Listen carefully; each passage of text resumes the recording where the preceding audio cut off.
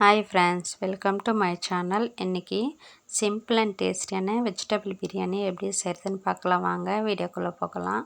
உங்கள் குழந்தைங்க பார்த்திங்கன்னா காய்கறி சாப்பிட்லாம், இது போல் செஞ்சு கொடுத்திங்கன்னா அழகாக சாப்பிட்ருவாங்க. இதுக்கு தேவையான பொருட்கள் பார்த்திங்கன்னா 2 வெங்காயம், 2 தக்காளி, பூண்டு, கேரட்டு, பீன்ஸு, உருளைக்கிழங்கு எடுத்திருக்கேன். கொஞ்சம் முந்திரி எடுத்து உடச்சி வச்சுருக்கேன். முந்திரி வந்து ஆப்ஷனல் தான், உங்களுக்கு வேணும்னா ஆட் பண்ணிக்கங்க, இல்லை ஸ்கிப் பண்ணிவிடுங்க.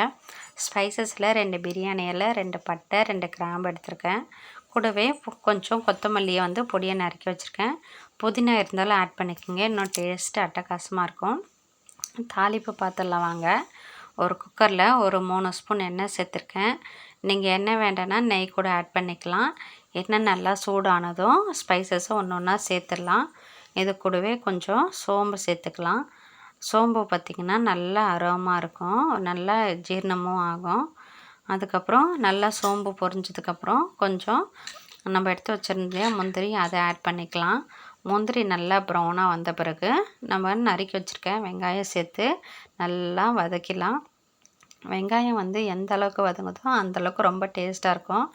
நல்லா கோல்டன் ப்ரௌன் ஆகிற வரைக்கும் நல்லா வதக்குங்க. இது நல்லா வதங்கிறதுக்குள்ளே அது தக்காளி எடுத்து வச்சுருக்கு இல்லையா, அதையும் நம்ம ஆட் பண்ணிக்கலாம். தக்காளி வந்து நல்லா குழஞ்சி வரணும். அப்போ தான் வந்து நல்லா அந்த புளிப்பு டேஸ்ட்டும் நல்லாயிருக்கும், இனிப்பாகவும் புளிப்பாகவும் இருக்கும். இது நல்லா வதங்க விடுங்க. இந்த வதங்க ஸ்டேஜில் கொஞ்சம் ஒரு 1/4 ஸ்பூன் அளவுக்கு மஞ்சள் பொடி சேர்த்துக்கலாம். மஞ்சள் பொடி சேர்த்து நல்லா பொறுமையாக வதக்கி விடுங்க. இது நல்லா வதங்கிறதுக்குள்ளே நம்ம பூண்டு எடுத்து வச்சுருக்கு இல்லையா, அது இடிக்கல்ல சேர்த்து கொஞ்சம் நல்லா நச்சு எடுத்துக்கலாம். பூண்டு சேர்த்து நல்லா வதக்குங்க. பூண்டு சேர்க்கும்போது நல்லா அரோமா வரும். அதுக்கப்புறம் பார்த்திங்கன்னா இது சேர்த்துட்டு நம்ம நறுக்கி வச்சுருக்கு இல்லையா கொத்தமல்லி, அதையும் ஆட் பண்ணிக்கலாம். கொத்தமல்லியோட புதினா இருந்தாலும் நல்லாயிருக்கும், இன்னும் ஃப்ளேவரு நல்லா அட்டகாசமாக இருக்கும். கொத்தமல்லி சேர்த்துட்டு நல்லா வந்து அந்த எண்ணெயிலேயே சுருண்டு வர மாதிரி வதக்குங்க. இப்போ நல்லா வதங்கிடுச்சு. நம்ம எடுத்து வச்சுருக்க காயை ஒன்று ஒன்றா ஆட் பண்ணிக்கலாம். இந்த காயை ஆட் பண்ணிவிட்டு அந்த எண்ணெயிலே நல்லா வதக்குங்க. அப்போ தான் எண்ணெயிலே வதங்கும் போது அது ரொம்ப டேஸ்ட்டாக வரும். இதெல்லாம் நல்லா வதக்கிட்டு நான் இன்றைக்கி 3 டம்ளர் வந்து அரிசி எடுத்திருக்கேன். அது ஒரு அரை மணி நேரத்துக்கு முன்னாடியே ஊற வச்சுக்கோங்க. அப்போ தான் வந்து நல்லா குழையாமல் சாதம் நல்லாயிருக்கும்.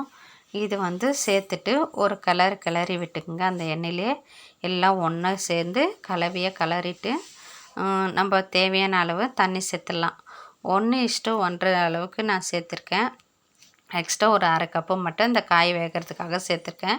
உங்கள் அரிசிக்கு ஏற்ற மாதிரி நீங்கள் கூடவோ கம்மியாகவோ சேர்த்துக்குங்க. ஏன்னா வந்து ஒவ்வொரு அரிசி வந்து ஒரு மாதிரி இருக்கும். ஒன்று வந்து குழஞ்சிரும், ஒன்று வந்து வேகவே வேகாது. அதுக்கேற்ற மாதிரி நீங்கள் தண்ணி ஆட் பண்ணிக்கங்க. இதுக்கு காரத்துக்கு வந்து பார்த்திங்கன்னா நான் வந்து பச்சை மிளகா ஆட் பண்ணலை, வீட்லேயே அரைச்ச மிளகாத்தூள் தான் ஒரு 2 ஸ்பூன் சேர்த்துருக்கேன்.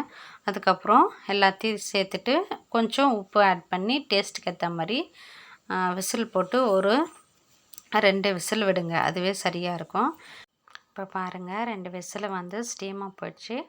திறந்தால் ரொம்ப அட்டகாசமாக வந்திருக்குங்க. இது வந்து வேற ஒரு பாத்திரத்துக்கு மாற்றிடலாம். மாற்றிட்டு சர்வ் பண்ணிங்கன்னா அட்டகாசமாக இருக்கும். நீங்களும் செஞ்சுட்டு எப்படி இருக்குன்னு கமெண்ட் பண்ணுங்கள். பாய்.